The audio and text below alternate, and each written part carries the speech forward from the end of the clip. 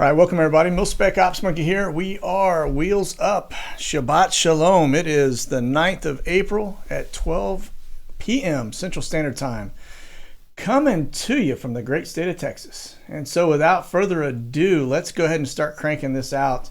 Got a lot to cover today, so we'll kind of get through it, break it down. I've tried to put it in some incremental chunks so that we're kind of following a sequence here as we get through it. But currently, right now, if we look across the U.S., we're sitting at about 318 up, and that's without persistence, which is about 60 plus high, higher than the usual number. Now, the helo activity from the military perspective is lower. It is down to the normal range, probably 6 to 8 aircraft up right now. So it's not like we saw yesterday where we had 40 and 50 of them up at one point.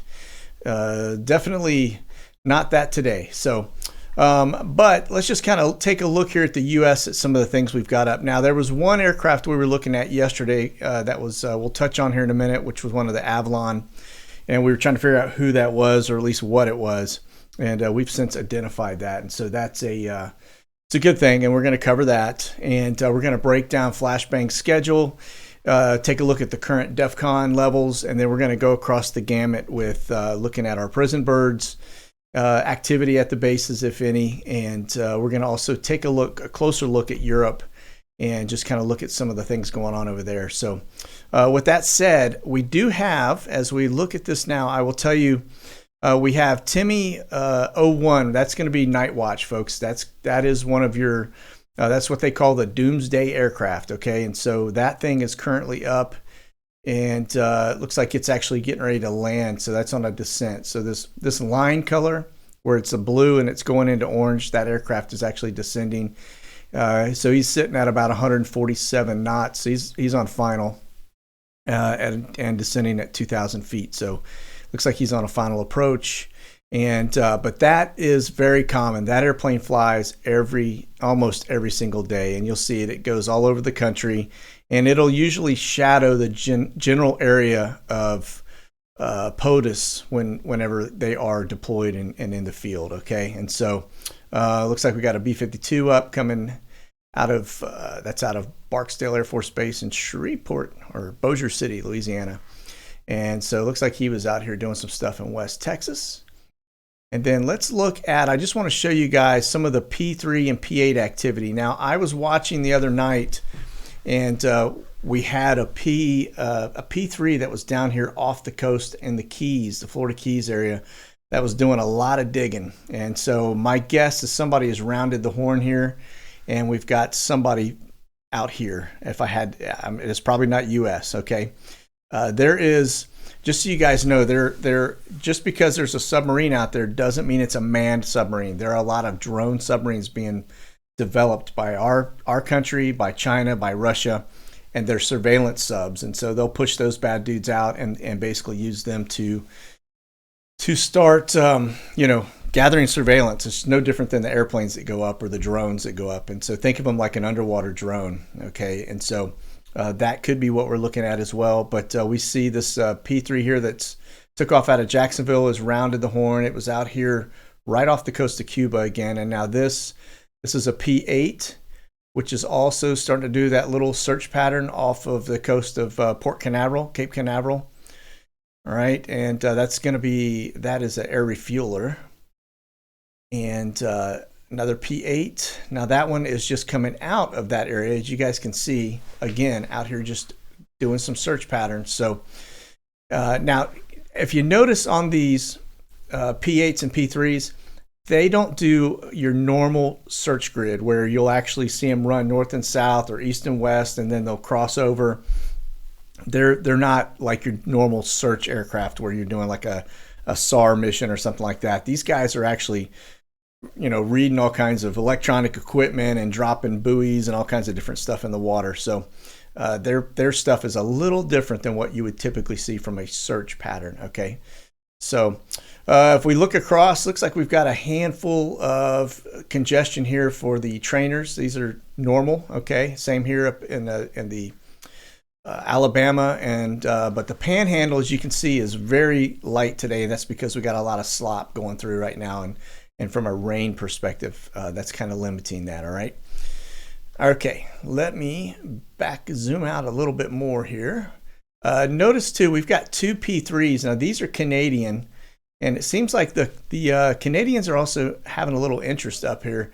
This area seems to be an area they've been paying close attention to off of Nova Scotia. That has been a couple weeks now in the running. So, and we did have a second one a minute ago, but it's already landed. So there's definitely something going on. I really think what we're seeing is between China and Russia, these guys are about to make some power plays, I think, because they would not even attempt it with Trump in office. And now that we've got a very weak administration with Flashbang and Bob Marley, who has zero foreign policy other than how to get rich off the American people's money, then they're going to take full advantage of that. They've been waiting for this opportunity, as you can see in the Ukraine and over in Taiwan, where they're starting to get pieces put into play. They're getting ready to make some moves, I think. So, okay, so that said, let's get over to, I want to take a quick look.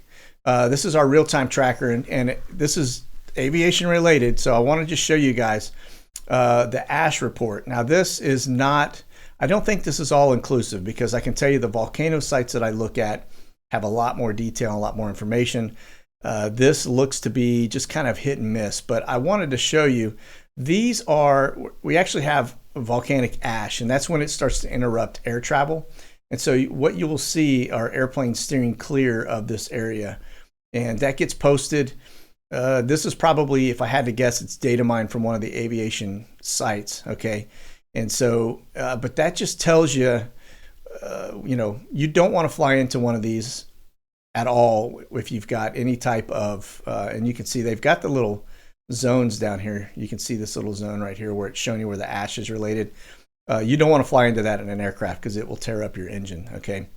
But here's what I did want to point out. Look at between South America and Central America, this whole area is firing like crazy right now. And so these are all ash reports from these volcanoes. Let me see if I can get in a little closer without where I can just clear it. There we go. All right. And so this is another ash report. And so these volcanoes are basically spewing ash, 4 or 5 miles up in the air. And so when they're doing that, again, this is it's a major hazard. You don't want to fly into that at nighttime.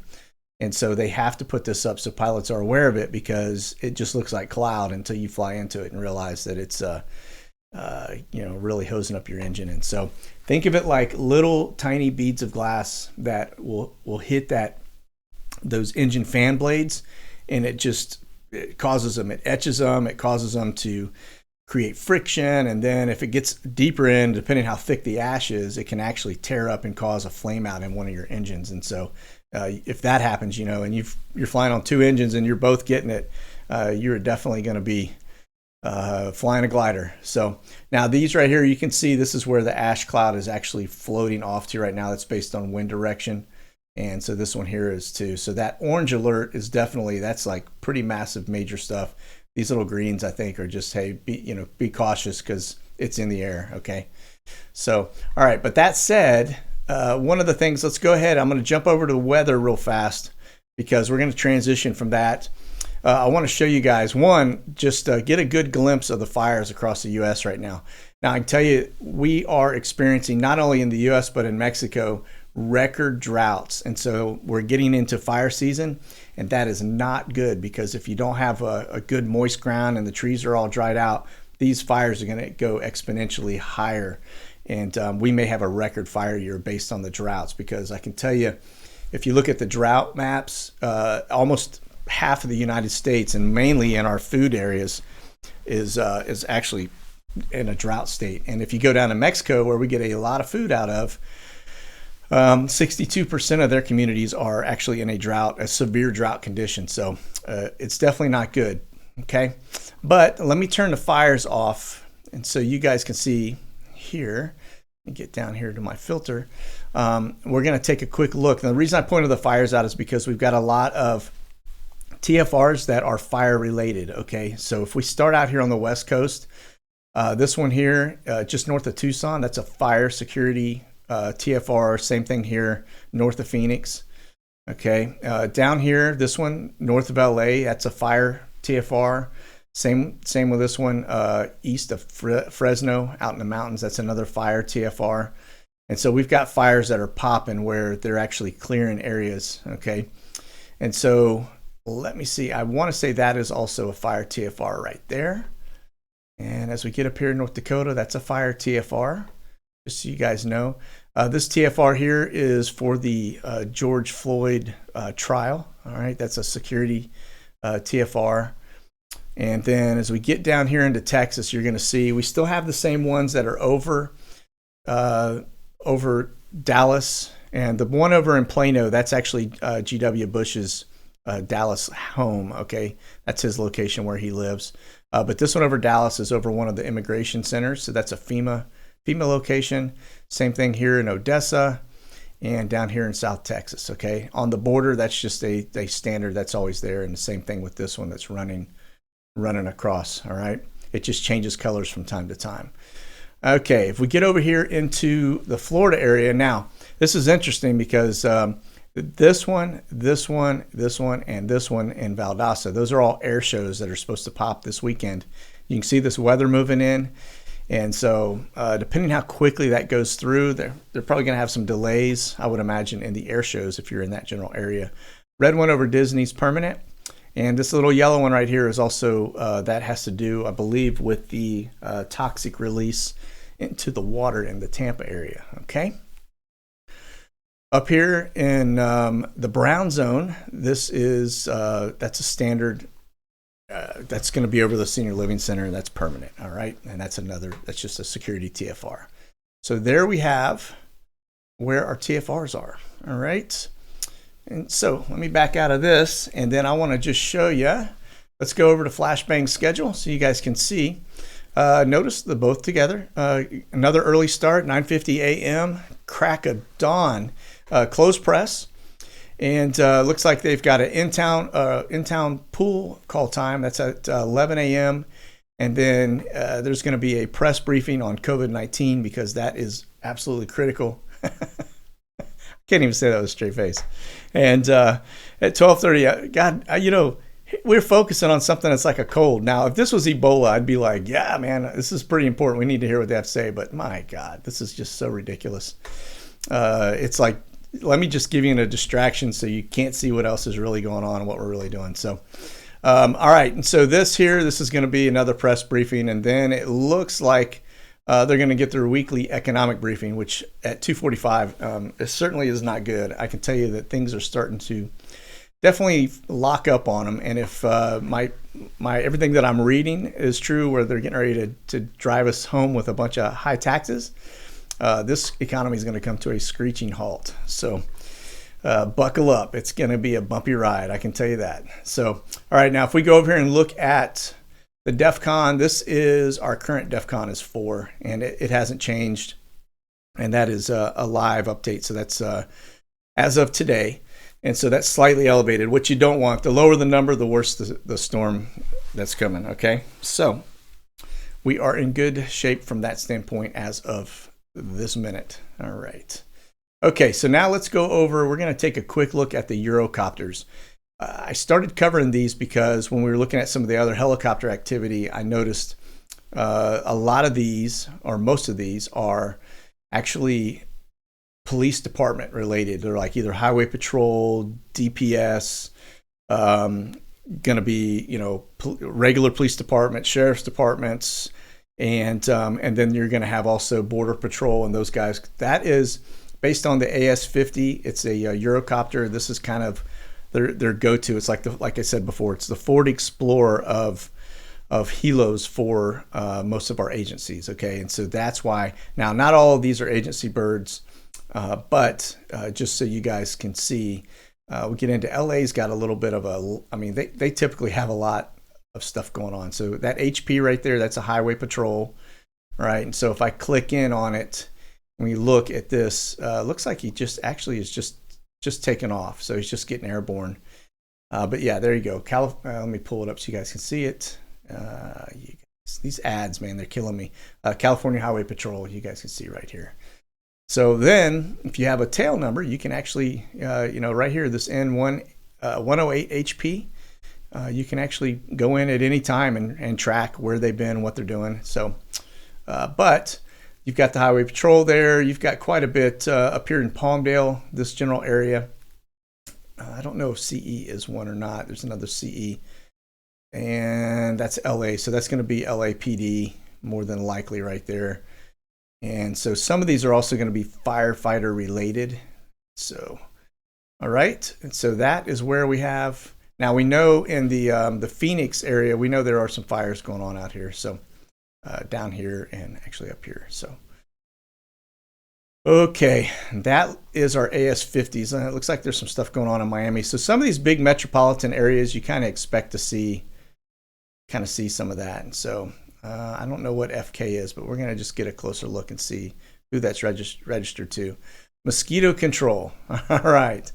So like I said, not all of them are police, but they're definitely agency, some type of agency related. So looks like these guys are spraying for mosquitoes. So, and there you have it. Okay, so back to the Eurocopter page. We'll kind of exit out of that one. Let's move on. And that is, we were just looking at this one. Yeah, that's one we just looked at. All right. Okay, on to Guantanamo Bay, aka the spa. Now we just had something showing a minute ago. Let me get into the arrival board and I'll show you what's going on. These are going to be your typical, I don't see anything out of sequence right now. Notice this is going to be cargo coming out of Charleston. This is going to be, that's your legal eagles coming out of Jacksonville. And that's cargo out of Charleston, cargo out of Charleston. Lauderdale, it's going to be your contractors. So think of them like DOD contractors. And then same thing here, Jacksonville. So these are the same kind of thing, right? Legal eagles. Now I will show you, let's go over here to departures. And one thing you will notice is one thing I don't see on here is the flight that popped in yesterday, right? And notice these are all kind of like the commercial DOD charter types. The military guys typically don't show on the board here, all right? And so yesterday we were tracking this one right here. This bird, as you notice, we were actually watching real time, and it rolled out of Puerto Rico, and it was flying along, and we were trying to figure out what it was because it was NA. It didn't have any well, not NA. It had Avalon 30, but it didn't have any type of data or information other than distance travel. There was no speed, altitude, but it went offline, and we were watching this. When it went offline, I said that is pretty normal for them to come around that hook right here on the edge of the island and kill the transponder. And usually it's because it's clear skies. They have visual, what they call VFR, visual flight reference, right? And so they're looking at the airport. They've got eyes on it. And a lot of times they just kill their stuff, and then they come around and land. And but we were saying, well, you know what? More than likely that bad dude went to Guantanamo Bay, but we didn't have any actual information. Okay, so we're going to go back and look, and I'm going to show you they were spot on. Here it is, near Guantanamo Bay. And so it did land. Here it is at Guantanamo. All right, and notice on the outbound they do the same thing. They typically roll out, and then they kick that transponder on, and they start. So you can see them right here, about the same point every single time. And so you can look at their approach was almost like a shuttle approach. That's pretty nice little steep descent. But they went from there up to Illinois, Belleville, Illinois, which is very interesting because I don't know, when I show you this aircraft, I don't know who is in Belleville, Illinois, but this is your bird. That is the one we were looking at. And so that's a 737. That's one of your Air Force birds, but it's a dignitary bird. So you could get the POTUS on there and maybe not. I do like how they painted the rims on this one. I wonder why they didn't do it on the front, but they painted them blue on the back. That's kind of a little Gucci thing there. Interesting. But yeah, so now it is, it's actually transferred over. It's now Avalon. Let me see if I can find it on here. We go back to our flight tracker. It's Avalon 34, but it is the same one. And so Oh boy, I tell you what. Sorry about that. And that's my wife, and she'll call back again when she realizes she's been red buttoned. So just don't tell her, all right? Don't tell her I red buttoned her. Okay, so we get over here to the Avalon piece. It was on the board here. I guess it has landed since, but that it's called Avalon 34. So we'll go back over here, and I'm going to hit Avalon 34 so you guys can see. All right, and landed 5 months ago. Yeah, that's not it. But notice 5 months ago, where did it go? Charleston, South Carolina to Belleville, Illinois. So I don't know who is in Belleville, Illinois, but that is a very interesting little data point. It looks like we got a dignitary that rolls out of this location. And so, but it was up this morning. It appears to be already landed. And so, but that is our bird, our mystery bird that we were looking for yesterday. So, okay, over to XPL Honduras. Just so last I looked, what I saw was this is your latest activity. So this Shark 70 MacDill Air Force Base, that is going to be troops. That is definitely troop rotation right there. And this one, that's a little Bell 407. That one we'll look at closer here in just a second. But the reach from Charleston, that's a supply run. These are probably also supply runs, but that is a troop rotation. Coming out of MacDill. And then this one, we've seen that one before. That's not the first time that you guys see as we get in. It's a pretty spiffy little bird. But that is, let me see who that is owned and operated by as I kind of go back one. Let me see if it pulls up and gives us any information. Okay, Textron Aviation Finance Corp. That's the owner. So this is a lease is what that means. They probably wet lease it, which if you're not familiar with wet leases, in the aviation world, a wet lease is basically turnkey. So you basically, you're flying power by the hour, you're paying for hourly rate to rent that aircraft or lease that aircraft, and then they in turn do all the maintenance and everything. It's all kind of rolled into one price. Okay. So anyway, so it looks like this thing came out of Honduras and went into Guatemala. So it seems to be a little short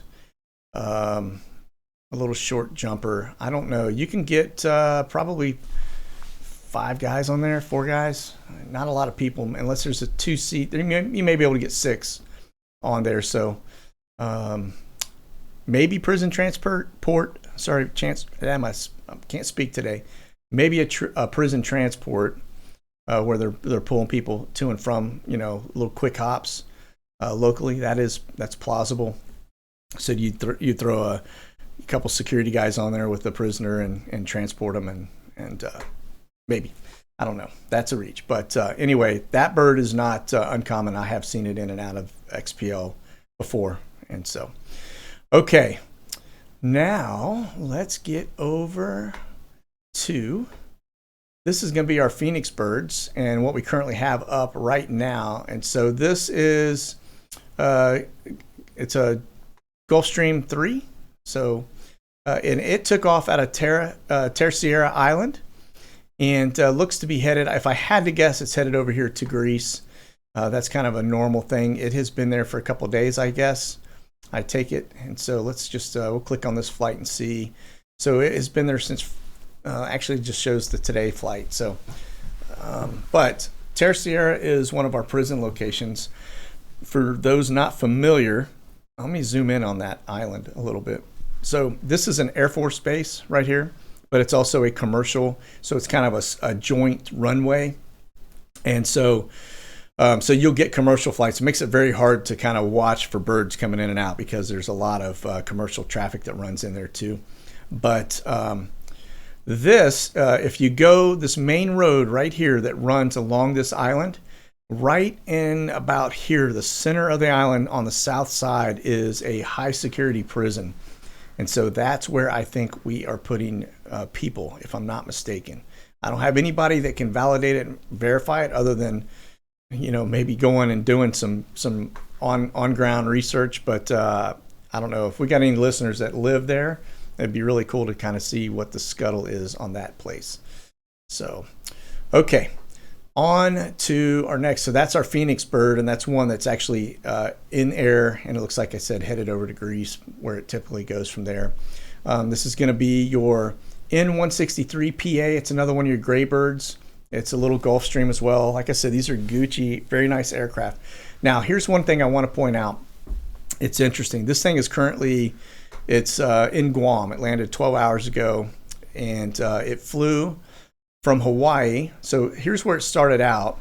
It started out in Sacramento, and so the only person I know of in Sacramento that lives in that general area, I want to say is probably Pelosi or someone. So, but I don't know if that's staff or if that's just somebody, agency-wise that's flying. But they're rolling out of Sacramento. They did looks like a little bit of a hop or layover in Hano. And then from Hano, they went to Majuro Atoll, which is out in the Marshall Islands. That's right near. It's about just a hop, skip, and a jump away from Kwajalein. And then from Majuro, they went over to Andersen Air Force Base at Guam. So if you look at the Majuro flight, as I can show you, that range right there is about 2,000 miles. It doesn't look like it when you're thinking about it from a map perspective. Until you look at it in comparison to California. So Kwajalein is about 4,000 miles from California and about 2,000 miles from here, but it almost 2,000 miles in every direction to get to any kind of real mainland. And so if you get in a little bit closer, let's see how close it'll give me if it'll start showing me some of the stuff here. But this is what they call an atoll. You guys can see kind of like the outline here. And let me see here. I want to say, I don't know. I can't see Quaj on here. But anyway, you can see the area, that general area there's nothing out there. And Majuro is just a little tiny runway. Beautiful little island, but it's like going to Costa Rica or Honduras. It's a little third world country, okay? So, all right, over to our other Phoenix bird. Now this one of our viewers, the followers, found this one the other day, and I just added it to the quiver, okay? And so this is N568 PA. This is another Phoenix bird, a little Learjet. It's a little bit of an older aircraft, not as fancy as the Gulfstreams, but they are pretty legit. So I wouldn't complain flying on one, okay?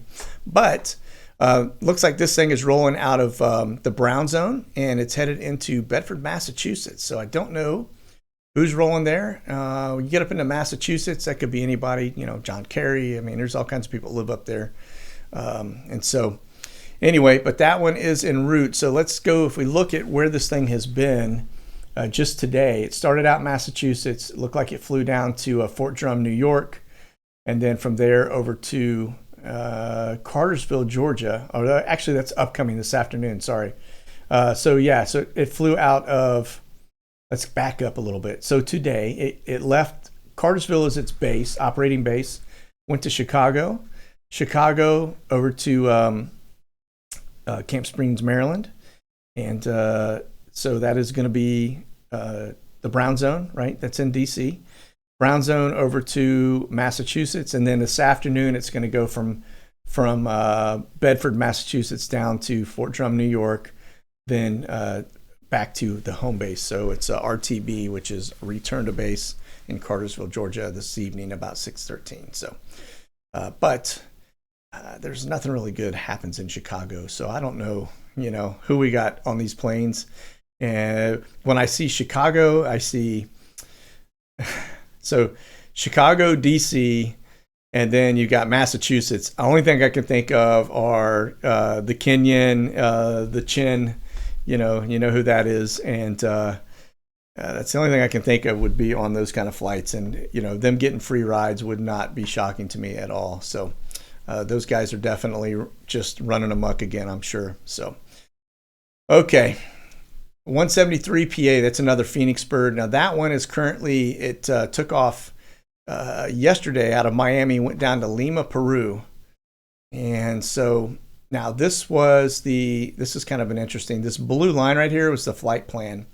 The green line is actual. So I guess they just said, yeah, we're not going to go deviate. We just went straight down. So, but let me see here. So Thursday, that bad dude was in Terceira Island, and then it went to DC, and then from DC over to Miami, and from Miami down to Lima, Peru. So our agencies are definitely on the move right now. Okay.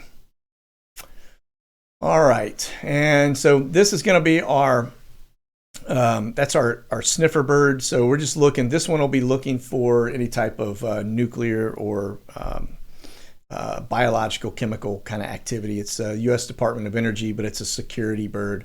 And it has not been up since Wednesday. Okay. So its last flight, it bumped down to, looks like Petersburg, Virginia, over to Maryland. So that looks legit, and nothing new today as of yet. This is going to be your Bill Do Nothing bar replacement. And so it's Jenna 622 that landed 2 days ago, and the last time it was out was in Baton Rouge, Louisiana. Okay. My guess when I'm seeing these Baton Rouge ones, notice Chicago seems to be really, if you haven't noticed, we had a VIP TFR a couple days ago in Chicago, and that was Bob Marley, and then now we've got the AG up there as well. So that's the DOJ is now in Chicago. They were in San Francisco where Bob Marley was as well. Okay, and so if you notice a trend, they're definitely hitting the same kind of locations. Now, I didn't see Bob Marley go to Baton Rouge, but I will tell you, I've been watching a lot of the Kalita flights going in and out of different areas like that, and in Louisiana. So my guess, if I'm guessing, this is all tied to probably the movement of immigration and that kind of thing. It seems to be. Why Chicago? I don't know. But the fact that our Justice Department was there, Bob Marley was there, the fact that Bob Marley was in San Fran and the Justice Department was in San Fran, there's definitely a pattern, and they are definitely up to something. So, okay. This is going to be your little go team. That's a DOJ. That's the N721AL. That's going to be their other, their little deployment team bird. Okay, and so last time we met, we were talking. They went from Salt Lake City to Denver back to DC. So it looks like they've been coast to coast just this past week. All right. So that just those are ones we want to keep an eye on, because they're always, whenever you see these guys doing something, there's an operation getting ready to go down, or there's something happening always. So, okay, what are we looking at here? This is the Kalita flights, and it's already landed. So I was trying to get a live look. We did have one. It was actually flying into the Dominican Republic and Haiti, and that has since landed since I pulled up the live report. But let's go over here to N331CK. For those not familiar, their aircraft paint jobs pretty much look the same. All of them are going to kind of have this same livery, so to speak, okay, with the gray and white. Been that way forever. Not a very, good-looking plane, but notice the primary mission of this aircraft, notice there aren't any windows on it. That's because it does cargo flights, all right? So that's how you can tell the difference between a passenger plane and a cargo plane in terms of primary missions. When they don't have any windows, or the windows are actually filled in, you'll see they put these solid window panels in, and it just gets painted with the rest of the plane. Those are typically going to be your cargo. Now, they will put passengers on them, and it's not a fun flight to be on because you can't see out. But just so you know, that's the typical mission of that. Now, watching this one, this one went from Columbia, South Carolina, not Charleston, to El Paso. This plane, as it goes back and forth, notice it's going to that border. It has been doing that border run now for a couple weeks. And this, I think, is one of our big influxes where we're getting a lot of immigration, record levels of immigration here. And I think down here at the Texas southern border too, but I see more of it. It seems to be the focal point here. Okay. And so let's go look just quickly. This was yesterday. So it was in Charleston, El Paso, Charleston to Columbia, South Carolina, then Columbia back out to El Paso. So I think what's going on here is they are basically flying people to different locations, and just telling them to report back at a future date, I would imagine. So, okay, Maxwell Bird. This is going to be our, as you guys are familiar, this is going to be N312FU. And currently, it took off from Montego Bay, Jamaica. That is a black site, for you guys not familiar with those, to the Dominican Republic. So that is a watch site in terms of, and here's how, just so you guys know a little history, when I say black site, I want to make sure you guys understand what I'm talking about, okay? A lot of people don't realize what a black site is, or rendition flights and things of that nature. I've covered those in the past, and we get so far along, and I'm just talking about these, and I know it makes people, new followers get lost. But when Epstein didn't kill himself, there were a series of flights that took place with Kalita Air. That's how Kalita came onto my radar, okay? That came down from New York, and I tracked them, and they changed call signs, tail numbers. They did all kinds of different stuff to try and throw us off, but even mid-flight. But then it came down here to Florida, and then it went to Guantanamo Bay, okay? Then what I saw in the weeks, well, not only during that time, but leading up to his capture, what I saw was a flurry of flights, different types of flights, but mainly the Kalita flights that were flying back and forth from Miami down to Kingston, Jamaica, to Bahamas, to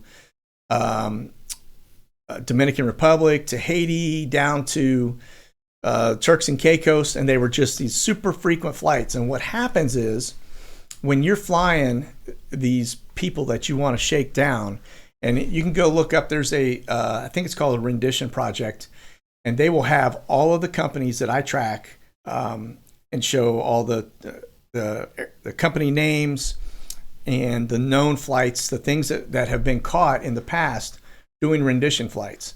And rendition flights is basically, think of it as the PC word is rendition flights. They call them torture flights. But they basically, when you're in international airspace, so as soon as their wheels up and they fly out about 15 minutes, they're over international waters, okay? And so now the rules of engagement change. And it won't be a military flight, because military can be held accountable. So they use these charter flights, and all of these companies, the ones that I'm pointing to, and I've been pointing to, from Air Transport International to Kalita to Phoenix Birds to all of these ones, these are all agency flights, okay? And so they are a service provider to all the different agencies, without saying the agency names, but the alphabet soup companies, okay? And so they'll utilize these flights, and they'll bring people out, and when they get over international airspace, they'll do things to get them talking, okay? And then they take them to a location that is off the books, and that's a black site, okay? It means there is no official record of that location being there, all right? And so they'll take them down, and they'll do their thing, shake them loose, get information out of them, and then either they'll do a catch and release, put them back out there, because now, I'm telling you, when you go through that, they are not going to be talking when they come back. If they do talk, they're going to have a very short shelf life, okay? So they come back, they don't tell anybody anything happened, they just know they disappeared for a while. It's a pretty bad experience, and they don't want to have to go through that again, and so they tell them whatever they want to tell them. So when I see these flights going to these locations, I'm very suspect that is what we have going on, all right?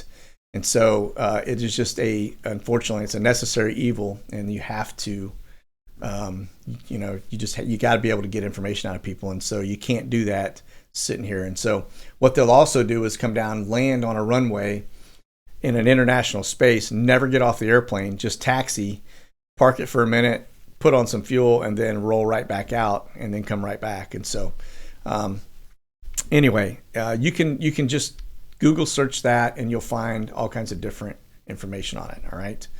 If I start covering that, I'll get, guarantee I'll get no whammied from YouTube. So, okay. So that is going to be N312FU. And if you notice, if we get down here to the flights where this thing has been, it's been in Jamaica, Lauderdale, that's home operations, Miami, Florida. It's been down to Jamaica again, Farmingdale, New York, down into Miami, Apalaca, Morristown, New Jersey. This thing's been all over the board, but when it starts getting out here into the islands, that's when I start paying attention to it, okay?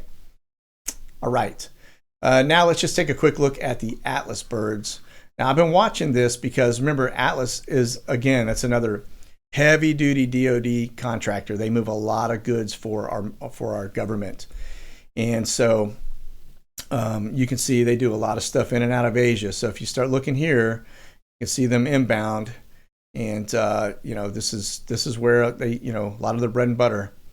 And so, but we watch them because if there's ever an incident or things that are getting ready to go down, you'll see us not just use C5s and roll people in, but they'll move troops on these as well.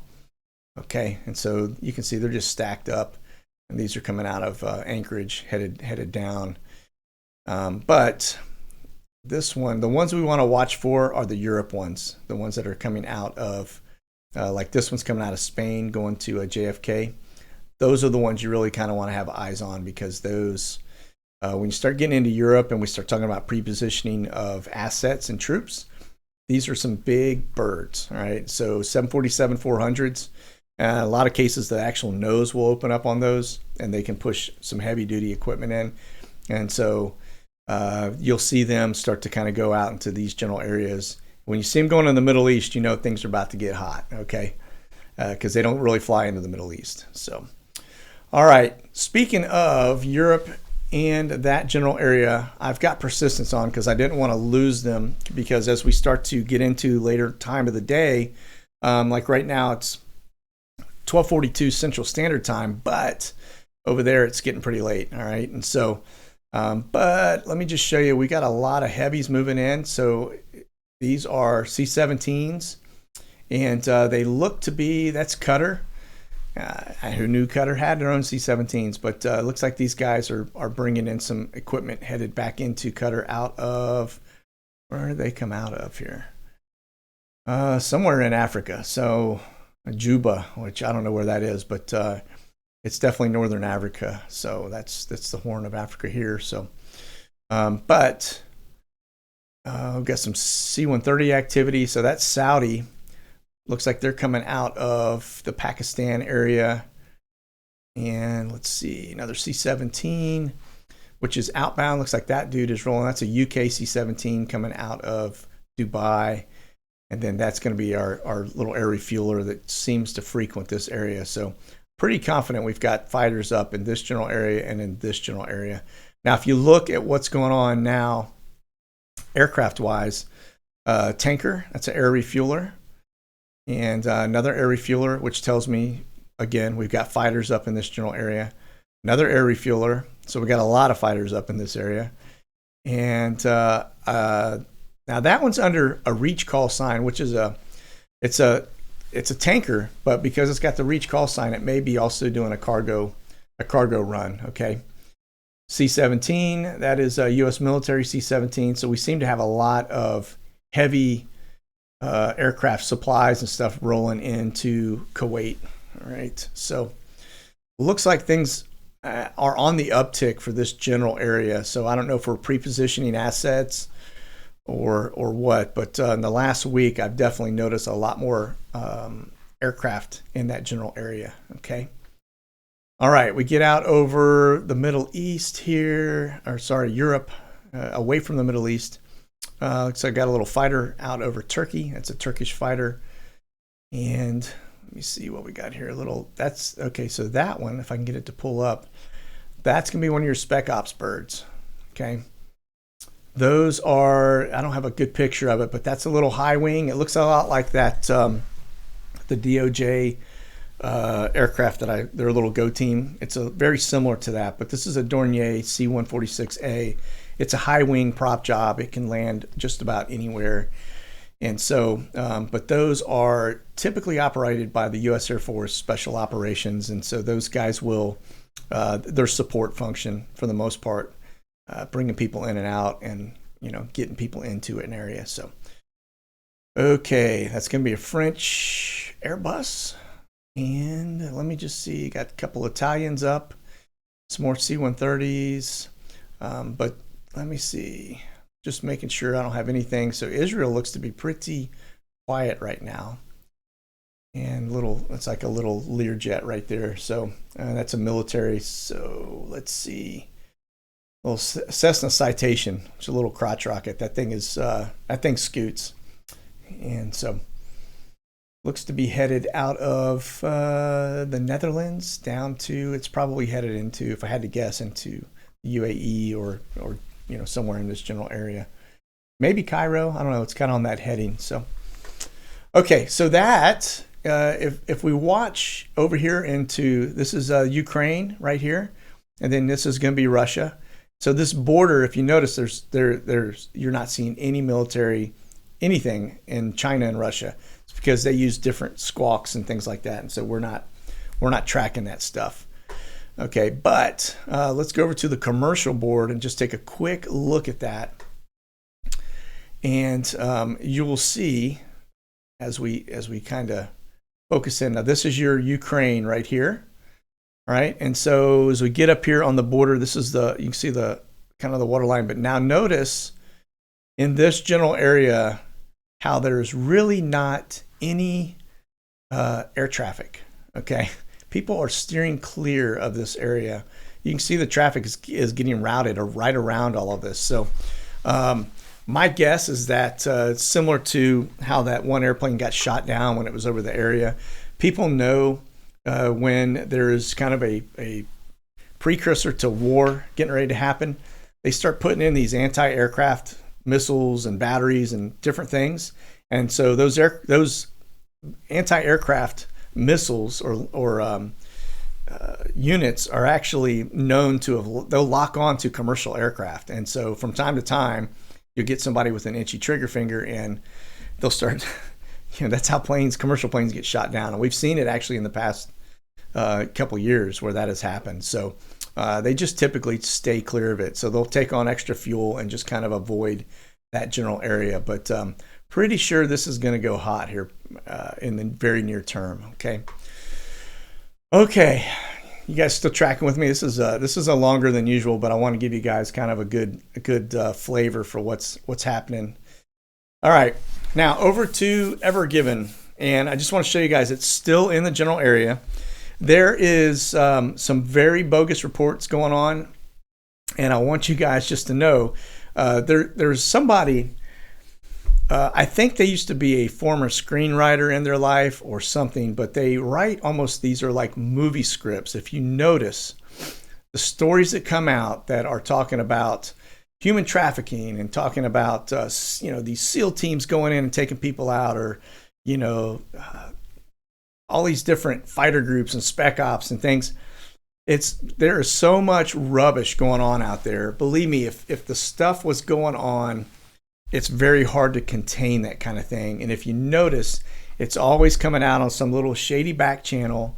And there's just, I don't even bother with them anymore because I can just look at them and tell right out of the gate that somebody is just making straight up fabrication. So, but be careful who you follow, because there are a lot of folks out there and that do not vet what they hear, and they just basically will take it and push it right out and not even blink an eye. Okay, and so they're just feeding that disinformation. Well, then all of a sudden that somehow trickles into some of the channels that are typically known for truth. And yes, exactly. You guys know what I'm talking about, right? And so I steer clear of them. And so you guys have noticed I have distanced myself from many individuals because of that. And it's because I don't want to be associated with that, because when the shoe drops and people figure out that they are not vetting their information and that they're just misguiding and misleading people, they're going to be pretty salty. All right. And so I don't want to be associated with that. And so I just keep it to myself. And what I want to do is just give you guys the truth, whether it's good news or bad news. But I will tell you, 99.9% of the stories that I pull the thread on, I can very quickly, show you that it's bogus. Okay. And so this thing is still sitting here. It's not because it's tied to human trafficking. My understanding was the crew was arrested, and that's probably, in that general area, given what they did, the impact is pretty significant. And here's why. Because people use this canal to get through because it's a shortcut. If you look at the shipping lanes, if they can't get straight through here, all right, they have to go all the way around. Now, these are all, you guys can see the amount of boats that are out there, okay? They have to go all the way around the south, the bottom half of Africa, the continent, to come into here. And so instead of taking that journey all the way around, they can cut through, all right? And so in order to, now this is the bread and butter for Egypt. That's where they make all their money. Every boat that goes through this canal, Egypt charges them $300,000 per pass, all right? That's a lot of money, a lot of revenue. And so in some of these cases, and the reason you see this staging ground, like this little area, what they call the lake, okay, is because this one here is a two-way. You can see there's an opportunity for people. Right here it's not, but it splits into two. And so you can have two-way traffic, like you see. One's going south, one's heading north, okay? You can do that there. But when you get down here into this section, it's one way. And so they have to stage these tankers and these cargo ships and stuff to where they sit out here until they get green lighted, and then traffic is a one-way flow. And so right now you can see all the traffic is heading south, and then they'll shut it down, and then everything will start heading north. And then this is kind of a sequencing area. And so they'll pull them into here and park them. And so this boat right here, that is a bulk transport. That is actually a U.S. operated Texas enterprise. It's probably out of Houston. And I already looked at it. That's how I knew that stuff. So, but the chances of you getting, now you can have, we push naval ships through here. We have in the past, okay, because it is, again, you're talking fuel, and fuel costs a lot of money to get things all the way around the continent, okay? When you can just cut through and you're saving a ton on fuel. And so we will push U.S. ships through there, but this is a very dangerous area. And because you don't want, especially if your boat's got to sit, there was rumor that, we had a military USS Navy boat parked right here beside it. You don't really want your boats parking in here if you can really help it from a military perspective, just because you're a sitting target, okay? And so they typically don't do that as a best practice. Now, they may from time to time, but I don't think it would be wise, security-wise, to park your stuff. You saw what happened in Yemen. That was a boat that was moored, and the terrorists came up beside it with an explosive device on a boat and basically blew a hole inside of our ship. And that's the kind of treatment you get out here. And so it's not the most friendly environment.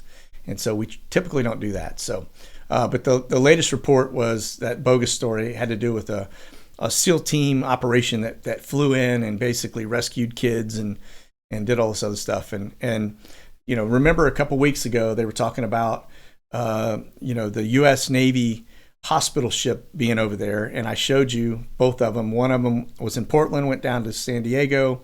We only have two of them, the U.S. naval ship Comfort and the U.S. naval ship Mercy. There's only two. One's on the East Coast, one's on the West Coast.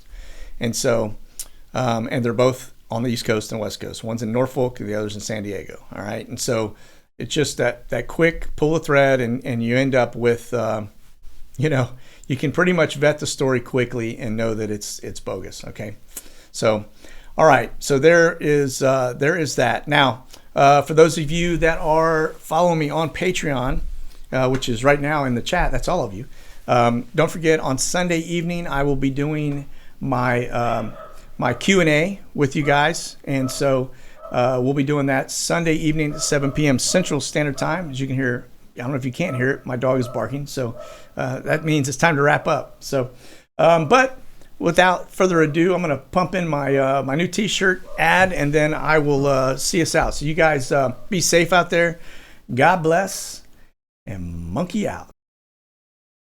Check out the latest gear at monkeywerxus.com.